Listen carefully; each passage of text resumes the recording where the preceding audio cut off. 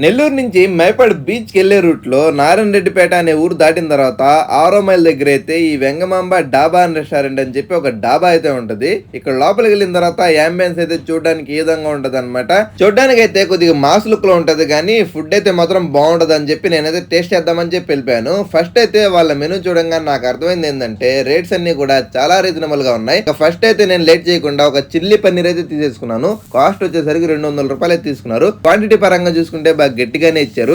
Taste విషయానికి వస్తే ఎలా అనిపించింది అంటే ఫస్ట్ అయితే నోట్లో పెట్టుకోగానే మెత్తగా అయితే వెళ్ళిపోయింది అనమాట. టేస్ట్ అయితే మాత్రం ఈ చిల్లీ పన్నీర్ టేస్ట్ అయితే కిరాక్ ఉంది. ఇదైతే మస్ట్ ట్రై ఐటమ్ అని చెప్పి నేనైతే ఆ డాబాలో చెప్తాను అనమాట. చాలా సాఫ్ట్ గా తింటా ఉంటే లోపలికి అలా వెళ్ళిపోయింది. ఈ చిల్లీ పన్నీర్ అయితే మస్ట్ ట్రై ఐటమ్ అని చెప్తాను నేనైతే ఆ డాబాలో. టేస్ట్ విషయానికి వస్తే బాగుంది. ఇంకా దాని తర్వాత వచ్చేసి కౌన్సుపెట్ట అయితే తీసుకున్నాం. కౌన్సుపెట్ట కాస్ట్ వచ్చేసరికి 150 రూపాయలు తీసుకున్నారు. అది చూడడానికి అయితే ఈ విధంగా కొద్దిగా మనకైతే సాసిగా ఇచ్చారనమాట.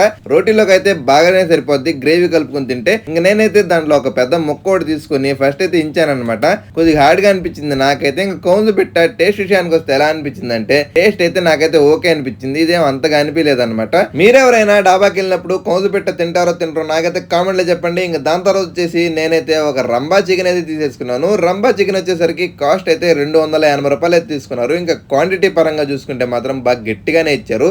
ఇంకా టేస్ట్ విషయానికి వచ్చేద్దామని చెప్పి నేనైతే ఒక రోటీ ముక్క అలా ఎంచుకొని చికెన్ ముక్కలో గ్రేవీలో అయితే పెట్టుకుని నేనైతే టేస్ట్ చేద్దామని చెప్పి రెడీ అయిపోయాను అనమాట. ఇంకా టేస్ట్ విషయానికి వస్తే ఎలా అనిపించింది అంటే నోట్లో పెట్టుకోగానే టేస్ట్ అయితే మాత్రం బాగుంది. లోకల్ డాబాలో ఆ మాత్రం టేస్ట్ మెయింటైన్ చేస్తున్నారంటే నాకైతే మాత్రం చాలా సాటిస్ఫాక్షన్ గా అనిపించింది. తిన్నందుకైతే మాత్రం చాలా హ్యాపీగా అనిపించింది అనమాట. ఇంకా నేనైతే ఒక పట్టు పెట్టేశాను. ఆమ్లెట్ లో అలా నంచుకొని రోటీ అయితే కలుపుకొని గ్రేవీతో తింటుంటే నా సావిరంగా టేస్ట్ అయితే మాత్రం సరిగ్గునింది. ఇంకా దాని తర్వాత వచ్చేసి లాలీపాప్ కర్రీ అయితే తీసుకున్నాం. ఒక హాఫ్ అయితే లాలీపాప్ గ్రేవీ తీసుకున్నాం. ఇంకో హాఫ్ వచ్చేసి లాలీపాప్ అయితే సాసీ టైప్ తీసుకున్నాం అనమాట. డ్రై ఐటమ్ లాగా.